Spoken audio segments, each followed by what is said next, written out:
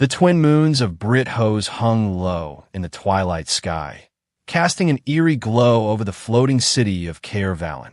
Neither day nor night fully claimed this hour, and in this liminal time, the Radiant Church conducted its most solemn rituals. Today, they would burn a sinner.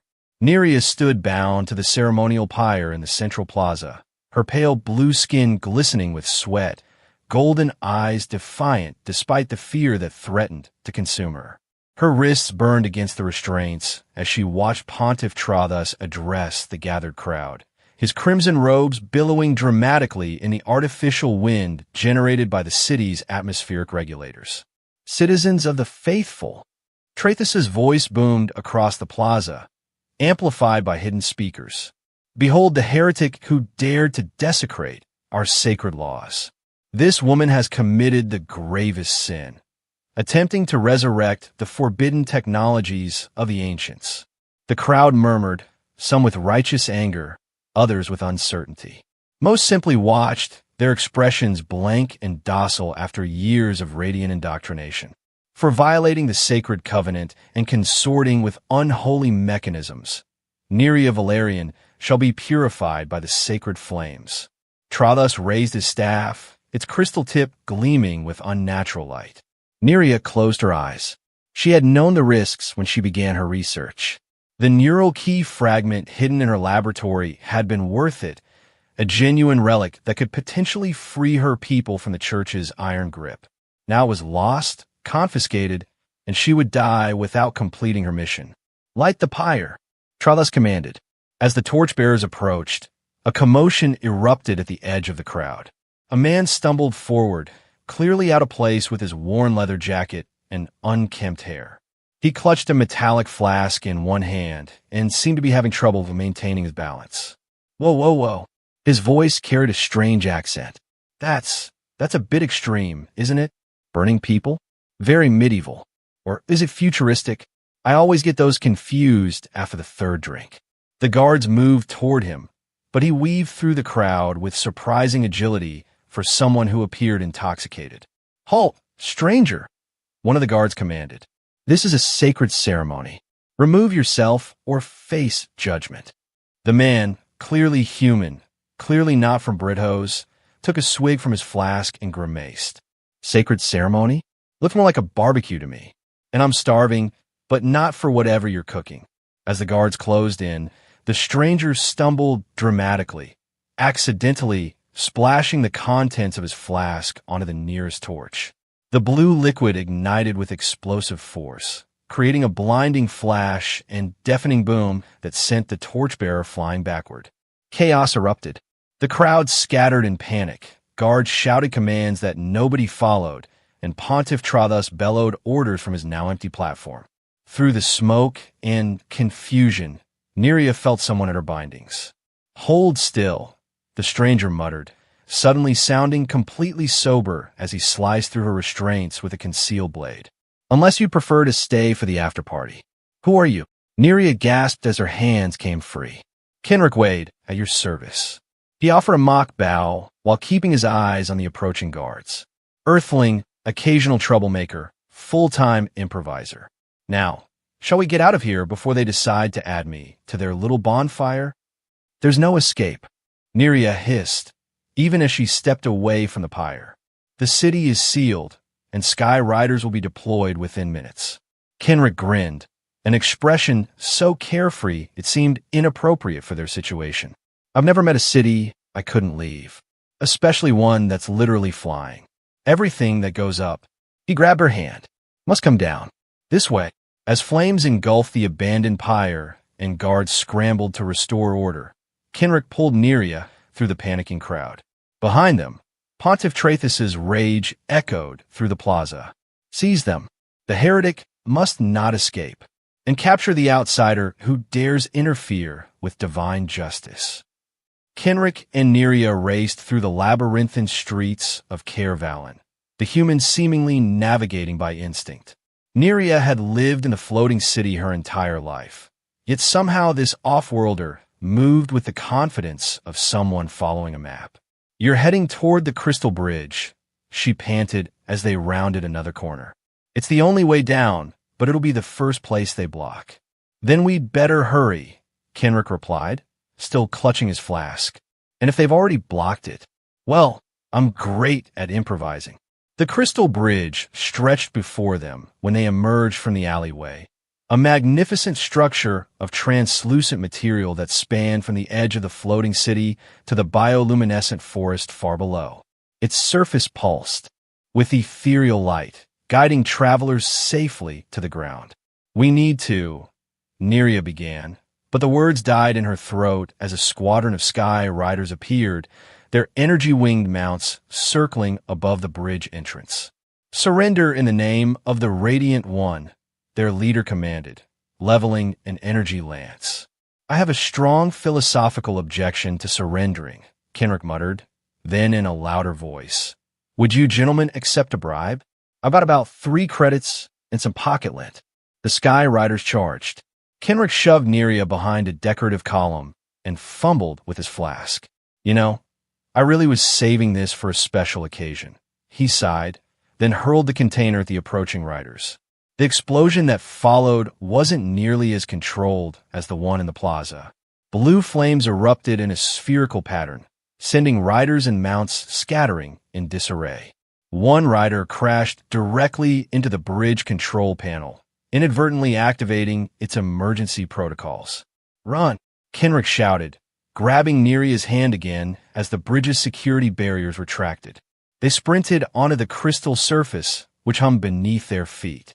Behind them, the remaining Sky Riders regrouped, their winged mounts diving toward the bridge. "Keep running," Kenrick urged as they raced down the gently sloping walkway. "I need to slow them down." "With what?" Neria demanded. "You used your explosive."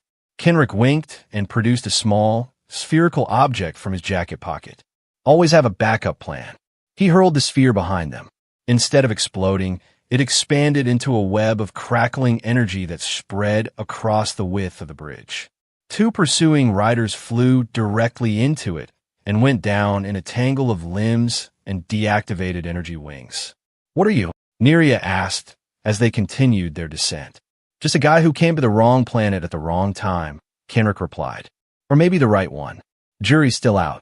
The bridge terminated at a massive trunk of one of the enormous trees that dominated the landscape below Caer Vallon. Built into the natural structure was an elaborate system of platforms and hidden staircases, used primarily by maintenance workers and the occasional smuggler. As they descended deeper into the forest, the bioluminescent flora provided enough light to navigate by.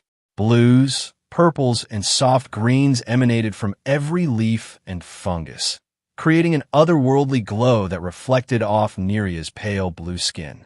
"We need to keep moving," she said after they had put considerable distance between themselves and the bridge. "There are hidden pathways through the forest.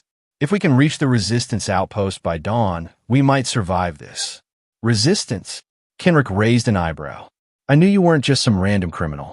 What exactly did you do to earn a toasty send-off from Pope Glowstick up there?" Neria hesitated, studying the human's face. Despite his flippant attitude, there was something in his eyes, a sharpness that belied his careless demeanor. "I discovered a fragment of the neural key," she finally said. "A relic from before the Radiant Church seized power. It's part of a control mechanism for the Radiant Tower, the AI that the Church uses to maintain control over the population." "AI?" Kenrick whistled. "So the whole divine justice thing is actually artificial intelligence? Classic.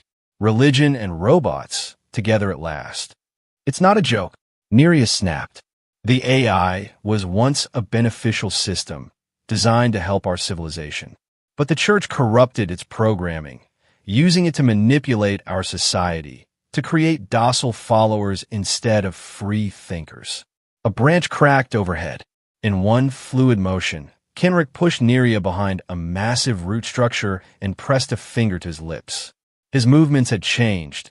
Gone was the stumbling, seemingly intoxicated tourist. Now he moved with precision, his body tense and ready. 3 Sky Riders descended through the canopy, their energy-winged mounts now in stealth mode, emitting only the faintest glow. They hovered 20 feet above, scanning the forest floor. They couldn't have gotten far one rider said. The woman is injured, and the off-worlder is intoxicated. Kenrick's lips quirked into a small smile at that. Spread out, the lead rider commanded. Remember, Poniftrathus wants them alive if possible. The heretic must face public judgment, and the off-worlder must be questioned about his technology. As the riders separated, Kenrick reached down and picked up a stone. With a quick flick of his wrist, he sent it flying through the air. It struck a distant tree with a sharp crack, immediately drawing the attention of all three riders. There, one shouted, and they took off toward the sound. That won't fool them for long, Kenrick said, helping Neria to her feet. We need to move. Which way to your resistance, friends? North, following the river basin, Neria replied, pointing deeper into the forest. But I don't understand. You're not actually drunk, are you? Kenrick shrugged, his carefree smile returning. Let's just say it's easier to get underestimated when people think you're a harmless drunk. I used to work as a contractor for an interplanetary security firm. Picked up a few skills, got tired of the corporate structure, decided to see the galaxy on my own terms. So, you're a mercenary, Nereus said flatly. I prefer freelance problem solver. Sometimes I solve problems. Sometimes I cause them. Depends on the day. They made their way through the luminescent forest, following a narrow game trail alongside a shallow river. The twin moons of Brithose peeked through the canopy, supplementing the biological light around them. Why did you help me? Neria finally asked. You could have been killed. You still might be. Kenrick was silent for a long moment. Let's just say I have a problem with watching innocent people burn. Plus, I was bored, and this seemed more interesting than drinking alone in a spaceport cantina. The neural key fragment I discovered was confiscated, Neria continued. But if we can reach the resistance, we might be able to recover it. There's another piece hidden in the sacred vaults in the port city of Gilthian. With both pieces, we could potentially disable the Radiant Tower and free my people. So you're talking about breaking into a church vault, stealing a sacred relic, and shutting down an AI that's controlling an entire planet? Kenrick summarized. And here I was thinking this would be a simple rescue and run. I never asked for your help beyond the plaza, Neria pointed out. True enough. Kenrick flashed that easy smile again.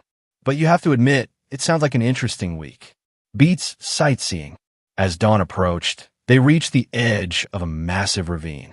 Below, nestled against the stone wall and partially concealed by massive tree roots, was a collection of structures that blended almost perfectly with the natural environment. The Horizon Encampment, Nereus said, relief evident in her voice. We'll be safe here. For now.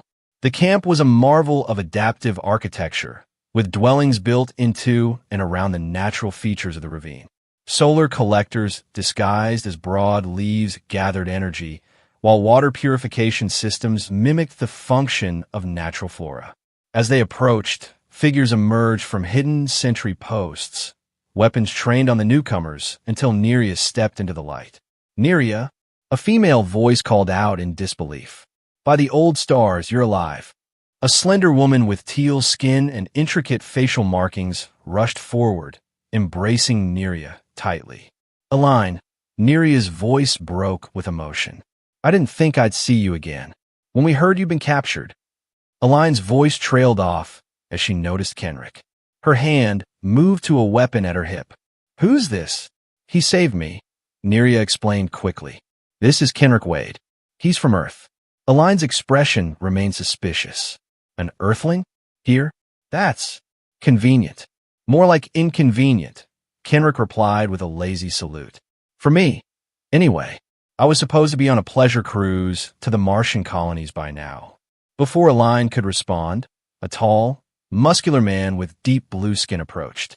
His face bore the scars of combat, and his bearings suggested military training. Inside, he commanded, Both of you. The church has deployed search parties across the entire region. We need to get you out of sight. Darian, Neria nodded respectfully. This is... I heard. Darian cut her off. The Earthling can explain himself inside, where fewer ears are listening. The interior of the main structure was sparse but functional, with advanced technology carefully disguised to look primitive in case of church raids. Maps and diagrams covered one wall, while communication equipment blinked quietly in the corner. The neural key fragment, Darian began without preamble once they were seated. Did you manage to hide it before your capture? Neria shook her head. They found it, but it's useless to them without the second piece. Darian slammed his fist against the table. Then everything was for nothing. Months of planning, the lives lost in the raid on the archives, all wasted. Not necessarily. Neria leaned forward. They've moved it to the sacred vault in Gilthian, along with other confiscated technologies. If we could retrieve it and find the second fragment. Impossible, Darian interrupted. Gilthian is a fortress now. The church doubled its presence after your arrest. Nothing's impossible with the right plan, Kenrick interjected, leaning back in his chair with his boots propped on the table. And the right distraction. Darian glared at the human. And what would an earthling know about infiltrating a church stronghold? Not much, Kenrick admitted cheerfully. But I know about security systems, patrol patterns, and how people think when they're guarding something valuable. Earthling or Brethosian, guards are predictable. He has a point, Aline said thoughtfully. And I've been working on some new devices that might help. Recycled ancient tech with a few modifications. She pulled out a small case and opened it to reveal an assortment of gadgets. Magnetic mines, light bombs, and what appeared to be a compact cloaking device. The church calls it heresy, she said with a grin. I call it practical engineering. You're all insane, Darian growled, but there was a hint of resignation in his voice. Breaking into the sacred vault at Gilthian. The second fragment is believed to be there as well, Neria added. Hidden among the holy relics the church keeps locked away. With both fragments, we could access the central core of the Radiant Tower and shut down the AI. And trigger a revolution in the process, Darian finished. The church's control depends on the tower's influence. Kenrick whistled. So we're not just breaking into a vault. We're staging a coup. Anyone going to offer me hazard pay for this? Before anyone could respond, alarms began blaring throughout the camp. A resistance fighter burst into the room, breathless. Church scouts, at least a dozen, approaching from the East Ridge. How do they find us so quickly? Aline demanded, already gathering her equipment. They must have tracked us from the forest, Nereus said grimly. Darian turned to Kenrick with suspicious eyes. Or perhaps they had help. Kenrick raised his hands. Don't look at me. I'm allergic to religious zealots. No time for accusations, Aline interrupted. We need to evacuate. The secondary camp in the mineral caves is prepped. And our guests?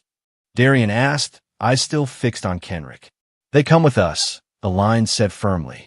Neria is too valuable to lose, and the Earthling? She shrugged. He got her this far. The camp erupted into organized chaos as resistance members gathered essential supplies and began the evacuation procedures they had practiced countless times. Kenrick found himself handed a pack of provisions and directed toward an escape route with Neria and Aline. What about the scouts? He asked. Darian and the defense team will handle them. Aline explained, checking a complex-looking device strapped to her wrist. They'll buy us time to get everyone out. From outside came the sound of energy weapons discharging. The church scouts had arrived sooner than expected. Go! Darian shouted from the entrance. We'll hold them off and follow the secondary route. Aline pulled Neria toward a concealed tunnel. Come on. Kenrick hesitated, looking at the small force preparing to face the church scouts. They were outnumbered and outgunned. You coming, Earthling? Aline called impatiently. Just a second, Kenrick replied, then sprinted toward a weapons rack near the entrance. He selected what appeared to be a modified energy rifle and checked its charge. Mind if I borrow this? Without waiting for a response, he moved to a position near the entrance and took aim at the approaching scouts. His first shot was precise, taking down the lead scout with a blast that disabled rather than killed. I thought you were a drunk, one of the resistance fighters commented, clearly surprised by Kenrick's accuracy. I'm a multi-talented drunk, Kenrick replied, firing again and hitting another scout. His movements were fluid and practiced, nothing like the stumbling off-worlder who had disrupted the execution. The resistance fighters exchanged glances but quickly refocused on the battle. With Kenrick's unexpected assistance, they managed to create enough of a diversion for the evacuation to proceed. When the last of the non-combatants had entered the escape tunnel, Darien signaled the retreat. Fall back. Trigger the charges.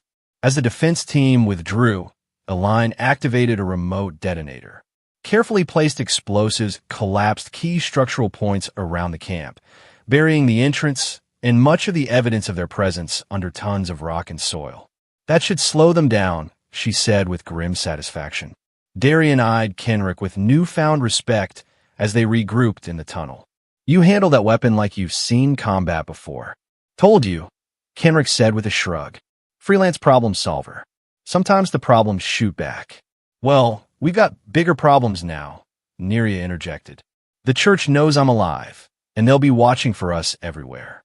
Gilthian will be even more heavily guarded. Then we'll need a better plan, Aline said, leading them deeper into the tunnel system. And we got about 12 hours to come up with one before we reach the mineral caves. The port city of Gilthian glittered in the evening light, its crystal towers reflecting the sunset over the western sea. What once had been a hub of commerce and culture now stood as a monument to the church's power, every public space adorned. With radiant symbols, every citizen monitored by robed observers. From their vantage point in the hills overlooking the city, Kenrick studied the layout through a pair of enhanced binoculars. Beside him, Neria, Aline, and Darien discussed the final details of their plan. The vault is located beneath the central cathedral, Neria explained, pointing to the largest crystal structure. Access is restricted to high-ranking church officials, but there's a maintenance tunnel that was part of the original city infrastructure, which will undoubtedly be guarded, Darien added grimly. That's where our distraction comes in, Aline said, patting a satchel filled with her custom devices. Darien and I will create a heretic demonstration in the main square. Nothing gets the church's attention faster than public dissent. While they're busy with that, Neria and I slip in through the maintenance tunnel, grab both fragments of the neural key, and slip out, Kenrick included. Simple. What could possibly go wrong? Everything, Darien replied flatly, which is why we have 3 backup plans and an emergency extraction route. As darkness fell, they made their way into the city through a waste disposal channel, undignified but effective. The stench of the channel provided a natural deterrent to guards, and the church's hubris meant they rarely bothered with rigorous security in such unpleasant areas. Remember, Darien said as they prepared to separate, you have exactly 30 minutes from the start of the distraction. If you're not at the extraction point by then, we can't wait. Always nice to have a vote of confidence, Kenrick muttered, checking his concealed weapons. This isn't about confidence, Darien replied. It's about the mission. The neural key is more important than any individual. Not to me, Aline interjected, embracing Neria. Come back safe. We will, Neria promised, though the uncertainty in her eyes betrayed her doubts. Darien and Aline departed first, making their way toward the central square. Kenrick and Neria waited in silence, counting down the minutes until the distraction would begin. You don't have to do this, Neria said suddenly. This isn't your fight. Kenrick looked at her, his usual grin replaced by a serious expression. Maybe not, but I'm already in it now. Besides, I've got a personal grudge against people who think setting others on fire is an acceptable form of conflict resolution. Before Neria could respond, the night was shattered by a series of explosions from the direction of the central square. Multicolored lights burst across the sky, followed by the sounds of chaos and shouting. That's our cue, Kenrick said, his grin returning. Let's go steal some ancient technology. The maintenance tunnel was exactly where Neria's intelligence had indicated, a narrow passage hidden behind a decorative panel in an alleyway near the cathedral. The lock was old but functional, requiring Aline's specialized tools to bypass. Primitive but effective, Kenrick commented as the panel slid open. Ladies first. Neria rolled her eyes but entered the tunnel, activating a small light attached to her wrist. Kenrick followed, sealing the entrance behind them. The passage wound beneath the city, occasionally intersecting with other maintenance routes and utility spaces. Neria navigated confidently, having studied the city's original blueprints during her research. "The vault should be directly above us now," she whispered after 20 minutes of careful progress. "There should be an access point for the climate control system." She ran her hands along the ceiling until she found a subtle seam. With Kenrick's help, they removed the panel to reveal a narrow shaft leading upward. "This will take us to the environmental control room adjacent to the vault," Neria explained. "From there, we can access the security systems." The shaft was tight, requiring them to climb in an awkward shuffle. When they reached the top, Kenrick went first, checking for guards before helping Neria into the control room. "Clear," he whispered. "Now what?" Neria moved to a control panel and began working with the unfamiliar interface. "The vault security is tied into the environmental systems, a design flaw from the original construction. If I can trigger a false reading in the temperature sensors." After several tense minutes, she smiled triumphantly as an alarm began to sound in the distance. "There, I've created a warning of toxic gas in the eastern section. Standard protocol requires all personnel to evacuate that area, including the vault guards, especially them. The church values its relics above all else. They'll remove the most precious items immediately." True to Neria's prediction, they soon heard hurried footsteps and voices outside the control room. They pressed themselves into the shadows as a procession of robed figures rushed past, carrying various containers and artifacts. "There!" Neria whispered urgently, pointing to a small box carried by one of the priests. "That's my neural key fragment." Once the corridor was clear, they slipped out of the control room and followed at a safe distance. The evacuation had created precisely the kind of confusion they needed, with church officials more concerned with saving their treasures than watching for infiltrators. The priests led them to a secondary secure room, smaller than the main vault, but equipped with similar protections. As the last of the religious officials hurried away to respond to other alarms, Kenrick and Neria approached the door. "It's locked with a biometric scanner," Neria observed. "We need a church official, or just their hand," Kenrick replied, producing a small device from his pocket. "Align isn't the only one with gadgets. This can replicate the last biometric signature used on the scanner." He attached the device to the security panel. After a few seconds, the door slid open with a soft hiss. "I'm impressed," Neria admitted. "Save it for when we're safely out of here," Kenrick replied, though he couldn't help a small smile of satisfaction. Inside, they found shelves of artifacts, technologies from before the church's rise to power, rebranded as sacred relics. Neria moved purposefully toward the box she had identified earlier, while Kenrick scanned the room for the second fragment. "Is this what we're looking for?" he asked, pointing to a display case containing a glowing crystalline object similar to the one Neria was retrieving. "Yes." She hurried over, excitement visible in her golden eyes. "That's it, the second fragment." As she reached for the case, a new voice spoke from the doorway. "I would advise against touching that heretic." They spun to find a tall, gaunt figure blocking their exit. Unlike the other priests, he wore black robes accented with silver, and his face bore the ritualistic scars of a high-ranking church official. "Priest Orvis," Neria whispered, fear evident in her voice. "The blasphemer returns," Orvis replied, his voice unnaturally resonant, "and brings a new convert to her heresy." Kenrick stepped forward, adopting his most careless posture.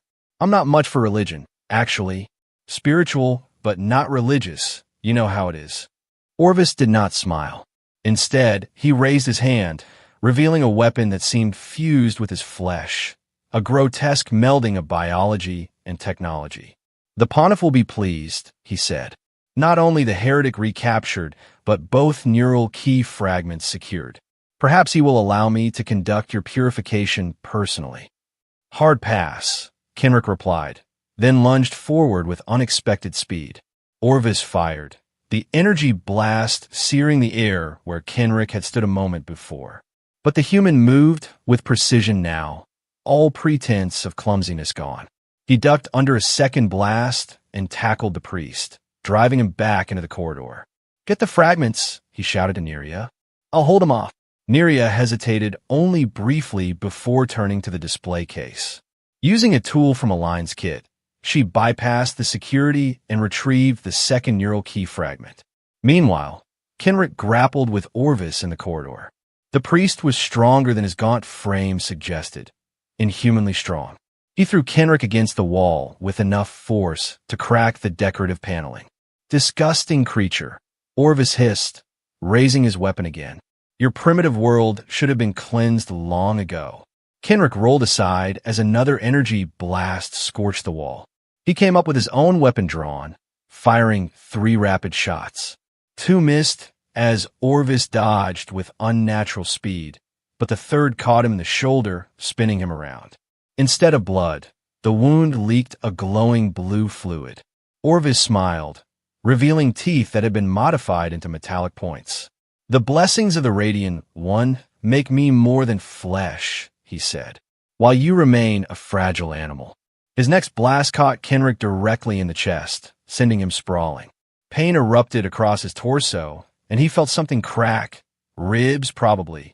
But instead of pressing his advantage, Orvis turned toward the secure room where Neria was gathering the fragments. Summoning his strength, Kenrick launched himself at Orvis's legs, bringing the priest down in a tangle of limbs. They struggled on the floor, Kenrick fighting through the pain as he tried to keep the weapon aimed away from both himself and the room behind them.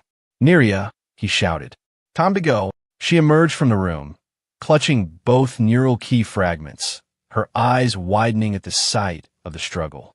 "Run," Kenrick commanded, taking a vicious blow to the face as Orvis fought to free himself.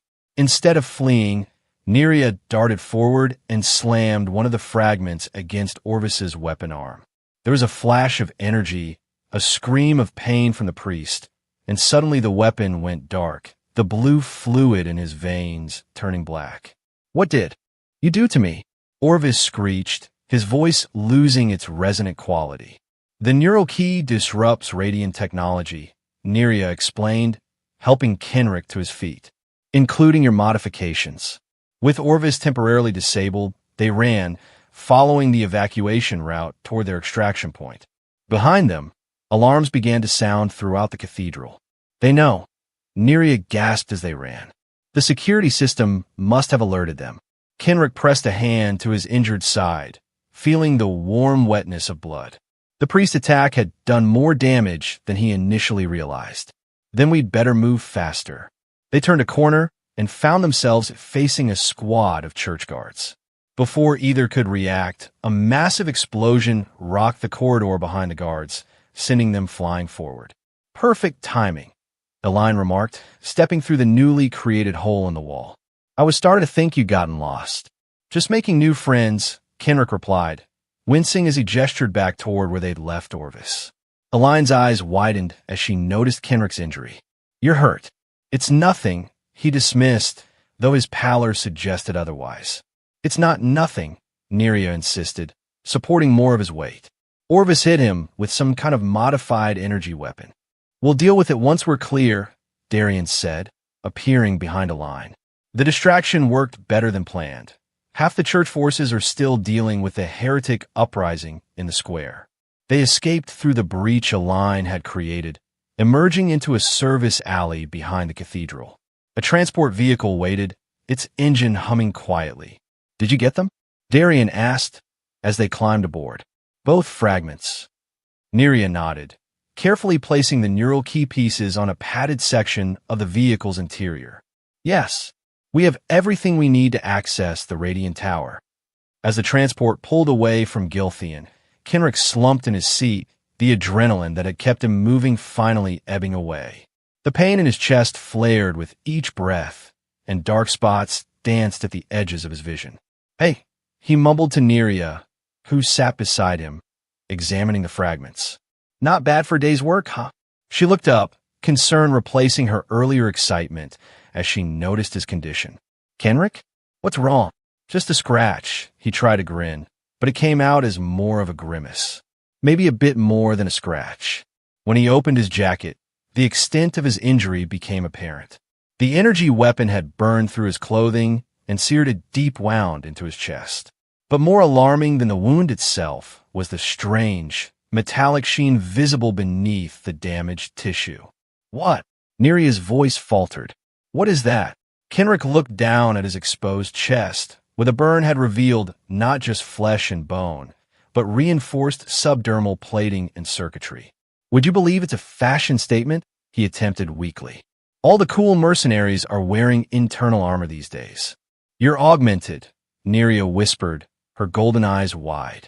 "Military-grade augmentation. That's how you survived Orvis's attack." Kenrick's usual smile flickered briefly before fading into a grimace of pain. Enhanced reflexes, reinforced skeletal structure, accelerated healing. Standard package for elite operatives in the Terran Frontier Corps. "I wasn't just a contractor, I was Special Forces." Aline leaned forward, professional curiosity overriding her surprise. "Those modifications should have killed you. Human biology rejects most advanced augmentations." "It nearly did," Kenrick admitted as Darian applied emergency medical patches to his wound. 3 years of surgeries and gene therapy. Worth in the field, less worth it during civilian life. Hard to maintain a low profile when scanners flag you as a walking weapon. "That explains your drunk tourist act," Nereus said, understanding dawning on her face. "You were hiding in plain sight." "People see what they expect to see," Kenrick replied. "Nobody looks twice at another washed-up spacer who drinks too much." Perfect cover for someone trying to stay off official radar. The transport rocked as it navigated the rough terrain outside Gilthian. Each jolt sent fresh waves of pain through Kenrick's damaged systems. But the medical patches began to stabilize his condition, the bleeding slowing as the synthetic tissue beneath began its accelerated repair process. "Why did you really help me?" Neria asked quietly. The truth this time. Kenrick was silent for a long moment, looking out at the passing landscape. "I told you I left the Corps because I was tired of the structure." "That's partially true. What I didn't mention was why I joined in the first place. On Earth, before the Corps, I had a sister. She got involved with a religious movement that turned out to be a cult. By the time authorities intervened, it was too late for her." He met Neria's gaze. "When I saw you tied to that pyre, surrounded by fanatics calling for your death in the name of religious purity, I couldn't just walk away. Not again." The transport fell silent save for the hum of its engines. Eventually, Aline broke the tension by turning their attention back to the neural key fragments that Neria had set on the padding between them. "These need to be merged before they'll work," she explained, examining the pieces. "The connection points look compatible, but we'll need specialized equipment back at the mineral caves." "And once they're merged?"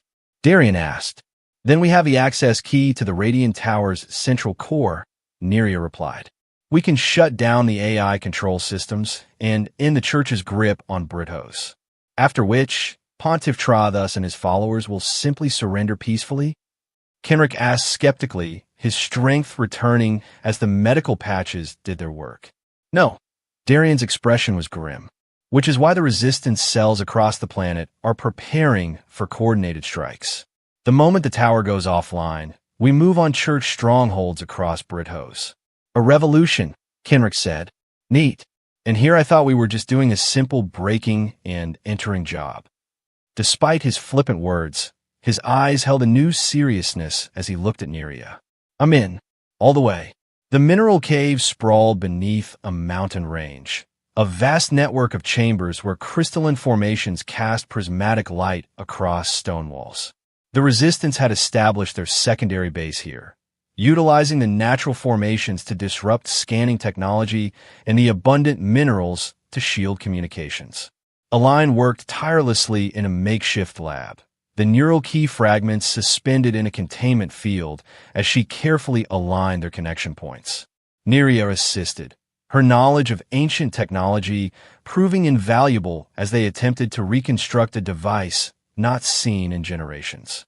Meanwhile, Kenrick recovered on a medical cot, his augmentations accelerating the healing process at a rate that visibly unsettled some of the resistance members. By the third day, he was up and moving, helping Darien coordinate with other cells across the planet. The northern coastal cities are ready, Darien reported during a strategy session. Orbital stations are more problematic. The church controls all transportation to and from the platforms.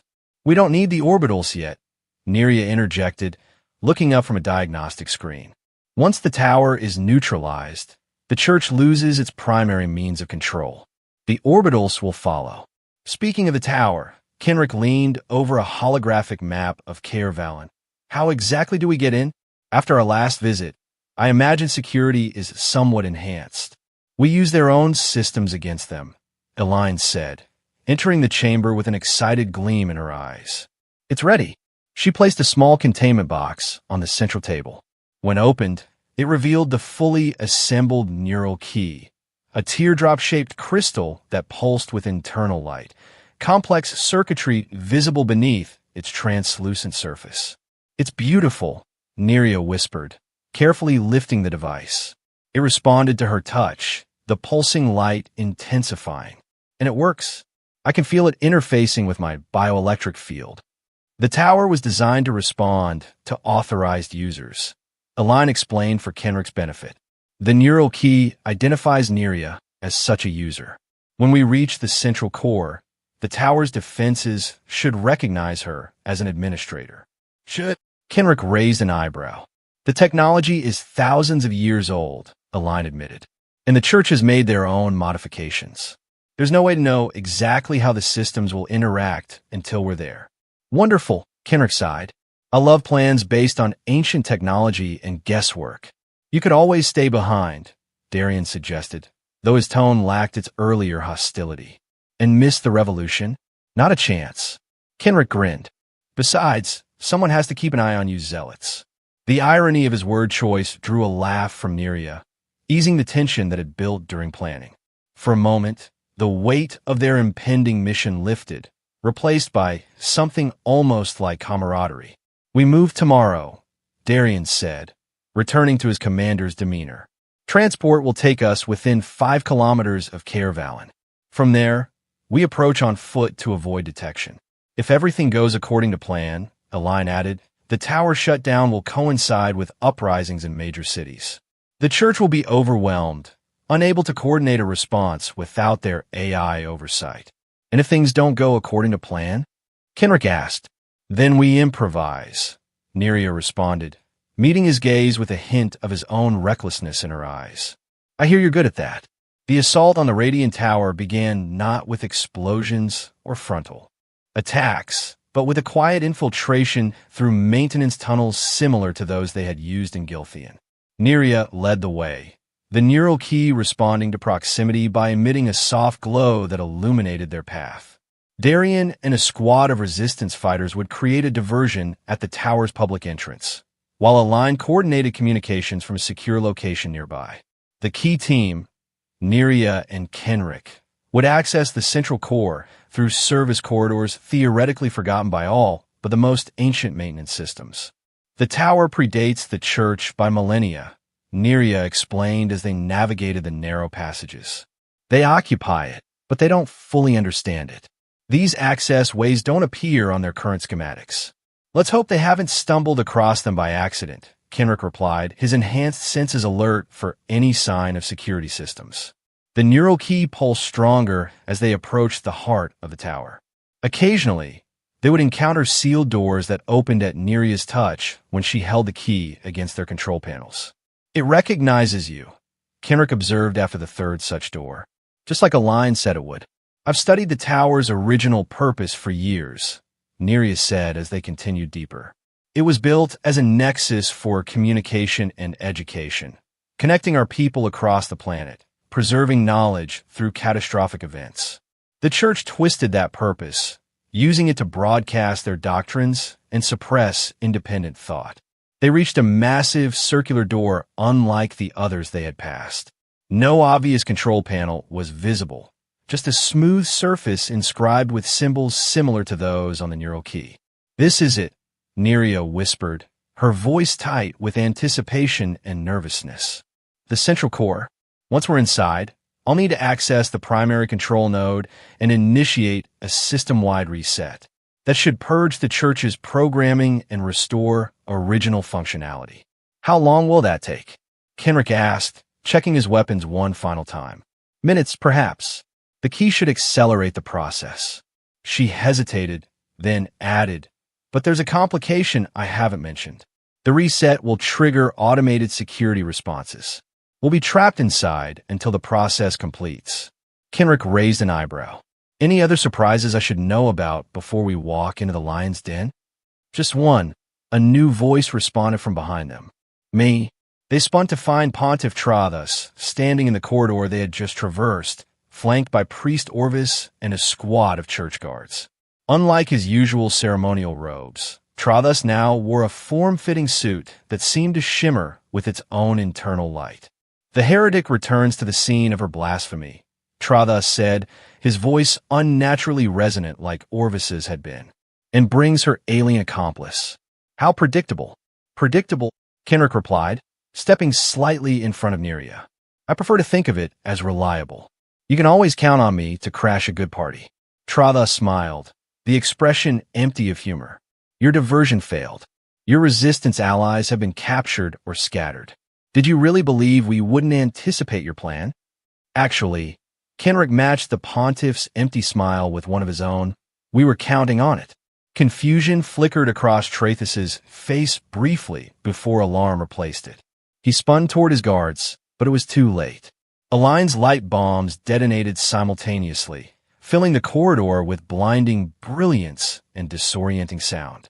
Now, Kenrick shouted, grabbing Neria and pulling her toward the circular door.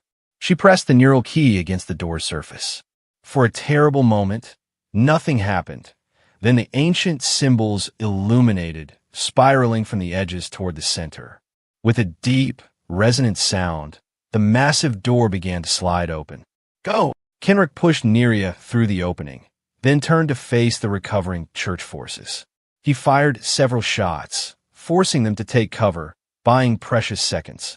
Orvis was the first to recover, charging forward with inhuman speed despite his earlier injury. Kenrick met him head-on, their collision sending both sprawling. Your augmentations are impressive, Earthling, Orvis hissed as they grappled. But the Radiant One's gifts are divine. Funny, Kenrick grunted, landing a solid blow to Orvis's midsection. They look like cheap technical knockoffs to me. Behind them, Neria had entered the central core, a vast spherical chamber dominated by a pillar of light that stretched from floor to ceiling. Within the pillar, geometric shapes shifted and realigned in patterns too complex to follow. Kenrick, she called. We need to seal the door. Summoning his enhanced strength, Kenrick broke free from Orvis and sprinted for the closing door. He dove through the narrowing gap, just as Trathus reached it from the other side. This changes nothing, the pontiff raged, his face visible through the final sliver before the door sealed completely. The Radiant One sees all. The circular door closed with a final, resonant tone, cutting off Trathus's words and sealing Kenrick and Neria inside the central core. Well, Kenrick said, picking himself up from the floor. That was close. Neria was already moving toward the pillar of light, the neural key glowing brightly in her hand. We don't have much time. Once I initiate the reset, the automated systems will try to stop us. Automated systems? Kenrick repeated, following her. What kind of systems? His question was answered as sections of the chamber wall slid open, revealing sleek, humanoid machines that stepped forward with fluid, coordinated movements. Defense drones, Neria explained, not pausing in her approach to the central pillar. They'll try to remove any perceived threats to the core. And we qualify as threats? I'm guessing. Kenrick drew both his weapons. How many are there? Unknown. The records mention dozens, but that was thousands of years ago. Fantastic. Kenrick positioned himself between Neria and the advancing drones. Do what you need to do. I'll handle the welcome committee. Neria reached the base of the light pillar, where a console of sorts materialized as she approached. She placed the neural key in a recess that seemed made for it, and the entire structure responded, the light pulsing brighter, the geometric patterns accelerating their transformations. Behind her, Kenrick engaged the first wave of defense drones. His augmented reflexes and strength gave him an advantage, but the machines were designed for efficiency, learning from each encounter. Each drone he disabled was replaced by 2 more, their tactics adapting to his fighting style. "How's that reset coming?" he called, ducking under a drone strike and disabling it with a point-blank shot. "The system is accepting the key," Neria replied, her hands moving over the console that responded to her touch. "But there's resistance, church programming fighting back against the original code." A drone caught Kenrick with a glancing blow, sending him stumbling back. He recovered quickly, but found himself increasingly surrounded. "Whatever you're doing, do it faster," he urged, switching tactics to a more defensive posture. Outside the sealed core, they could hear muffled explosions and the sounds of energy weapons. Trathus's forces attempting to breach the ancient door. "The church modifications are more extensive than I realized," Neria called, frustration evident in her voice. "They've integrated their doctrine directly into the base code. I can't simply reset without destroying critical functions." "So what's plan B?" Kenrick asked, dispatching another drone, but taking a hit that left his left arm partially numb. Neria's hands paused over the console, her expression resolving into determination. "There isn't one. I have to go into the system directly." She turned to meet his gaze. "The neural key doesn't just control the tower. It can interface a user's consciousness with the AI matrix." "That sounds extremely dangerous," Kenrick replied, his voice tight as he continued fighting. "It is, but it's the only way to identify and remove the church's corruption without compromising the original systems." She took a deep breath. "I need you to protect my physical form while I'm connected. If my body is damaged or moved while I'm interfaced, the connection could shatter my mind." Kenrick fought his way closer to her, concern evident beneath his strained expression. "There has to be another option." "There isn't." Neria's voice was calm now, resolved. "I've studied this technology my entire life, Kenrick. I know what I'm doing." Before he could argue further, she pressed her palm against the neural key, now fully integrated with the console. Light from the central pillar engulfed her, and her physical body went rigid, eyes open but unseeing, suffused with the same light that filled the chamber. "Neria," Kenrick called, but there was no response. The drones, as if sensing a greater threat, redirected their focus toward Neria's now vulnerable form. Kenrick positioned himself as a living shield between her and the machines, fighting with renewed desperation. "You want her," he growled at the advancing drones. "You go through me first." Inside the system, Neria's consciousness expanded beyond physical limitations. She perceived the tower's programming as a vast, multidimensional architecture, beautiful in its complexity. But throughout the elegant original structure, cancerous growths of church code spread like dark veins, redirecting data flows and corrupting outputs. She began the delicate work of excision, carefully separating church modifications from core functions. Each alteration sent ripples through the system, triggering defensive responses both from the original safeguards and the church's additions. In the physical world, Kenrick fought a losing battle against the ever-increasing number of defense drones. His augmentations pushed his human body to its limits and beyond, synthetic muscles tearing and self-repairing in a cycle that couldn't sustain indefinitely. Blood from multiple wounds stained his clothing, yet he maintained his position protecting Neria. The central door began to glow red-hot as Trathus's forces applied cutting tools from the outside. It would hold for minutes at most. "Whatever you're doing in there," Kenrick said to Neria's unresponsive form, "now would be a good time to finish up." Inside the system, Neria had traced the church corruption to its source, a direct interface between Pontiff Trathus and the AI core. The connection went deeper than she had imagined. The Pontiff wasn't merely controlling the tower. He had integrated parts of his own consciousness with it, becoming a hybrid entity that was neither fully organic nor fully digital. The Radiant One isn't a deity, she realized with shock. It's Trathus himself, distributed through the tower's network. As if in response to her discovery, the system convulsed around her. A new presence manifested, a digital approximation of Trathus, his features distorted by the limitations of the medium. "You see now," the Trathosynity said, its voice coming from everywhere at once. "I am a divine. I am the Radiant One. When the ancients abandoned the tower, I claimed it, merged with it, became it. You corrupted it," Neria countered, "twisted its purpose from education and connection to control and suppression. I elevated it," Trathus roared, "gave it divine purpose. The tower was meant to guide our people, and so it does, through me." Neria began to understand the full extent of the situation. Trathus hadn't merely programmed the tower. He had undergone modifications similar to Orvis, but on a far grander scale. He had physically connected himself to the tower's systems, becoming a living interface through which church doctrine could be disseminated across the planet. "Your revolution is meaningless," the Trathosynity continued.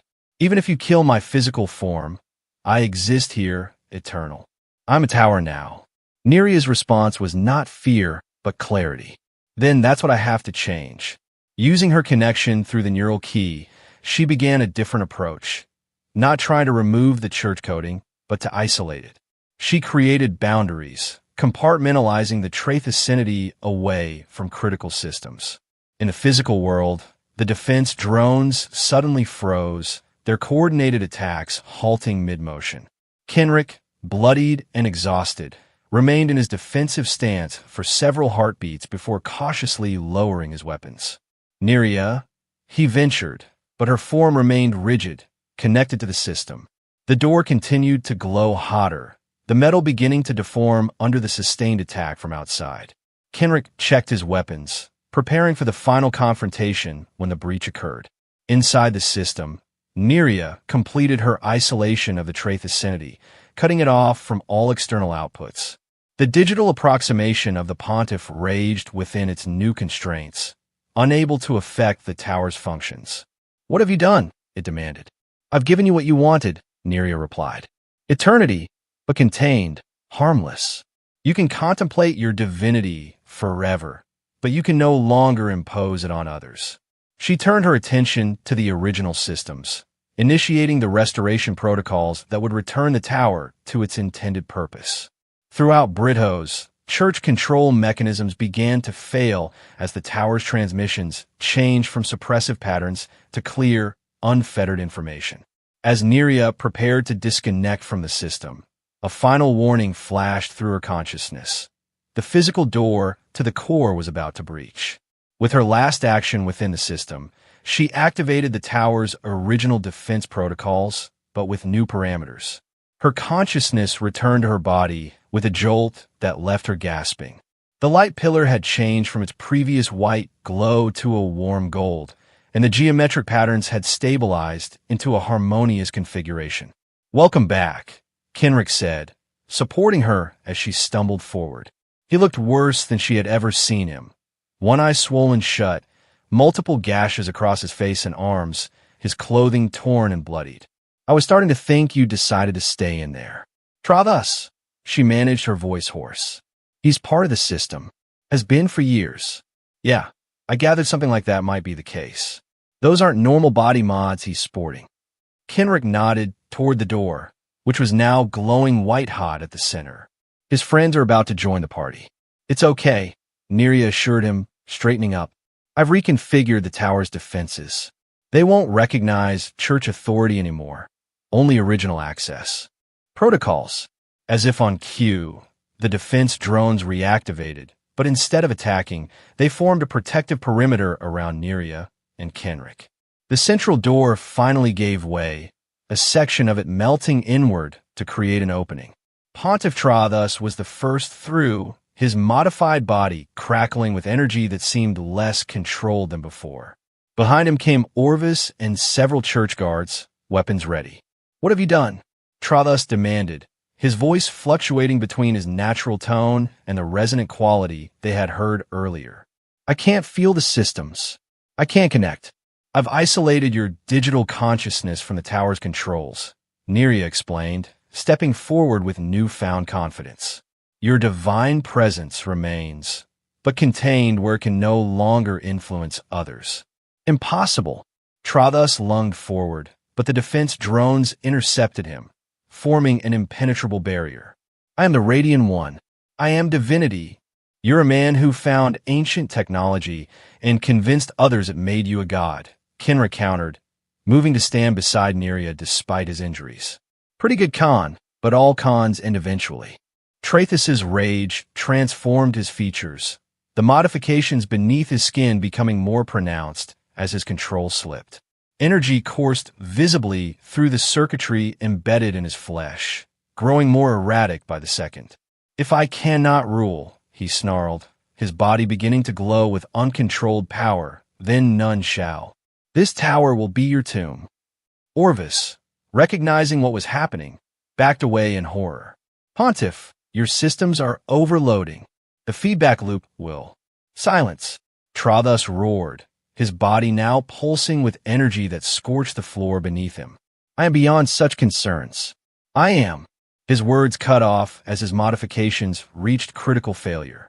For a moment, he stood frozen, a look of bewildered rage on his face. Then his augmentations imploded, the energy meant to connect him to the tower consuming him from within. There was a flash of blinding light, and when it faded, nothing remained of Pontiff Trathas but a scorch mark on the floor.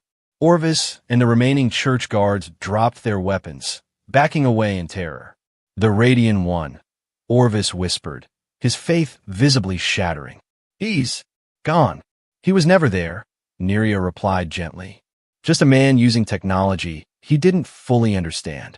Throughout Caer Vallon, throughout all of Brithos, the tower's new transmissions began to take effect. Citizens who had lived under church influence for generations found their thoughts clearing, the subtle manipulations fading. The resistance forces, coordinated by Darian and others, met with decreasing resistance as church loyalists found themselves without leadership or conviction. Inside the core, Kenrick finally allowed himself to slump against a wall, the last of his strength giving out now that the immediate danger had passed. Not bad, he managed, his usual grin returning despite his battered condition. Revolution accomplished, dictator overthrown, ancient technology reclaimed. All before dinner, Neria knelt beside him, concern replacing her earlier triumph. You're seriously injured. Enhanced healing, remember, he replied, though his voice was weaker than he'd intended. Just need a few days, and I'll be good as new. Mostly new. Acceptable levels of use. She shook her head, but a smile tugged at her lips. The tower has medical facilities, real ones, not the limited versions the church permitted. We can accelerate your recovery. As if responding to her words, a section of the core wall transformed, revealing an alcove containing advanced medical equipment. The defense drones gently lifted Kenrick, carrying him to the newly revealed chamber. I could get used to this, he commented as diagnostic fields activated around him. Your own personal robot army, fancy light show, automated healthcare. Definitely beats my apartment back on Mars. Beyond the central core, they could hear the sounds of the revolution succeeding, not with violence, but with awakening. As the tower's influence shifted from suppression to illumination, Brithos's people were remembering what it meant to think freely. Align's voice came through on a communication channel that had activated in the core. Neria? Kenrick? Are you alive in there? We made it, Neria confirmed, relief evident in her voice. The tower is secured. Trathas is gone. The whole city is in upheaval, Align reported. Church officials are surrendering everywhere. Darian says the same reports are coming in from other cities. It's working. As the medical systems tended to Kenrick's injuries, Neria stood at the base of the golden light pillar, the neural key still integrated with the console. What happens now? Kenrick asked, watching her from the medical alcove. You've got your planet back. What will you do with it? Neria looked around the ancient chamber at the technology her people had created millennia ago and then forgotten under church rule. Rebuild. Relearn. The tower was meant to be a repository of knowledge and connection, not a tool of control. That's what it will be again. Sounds like a big job, Kenrick observed.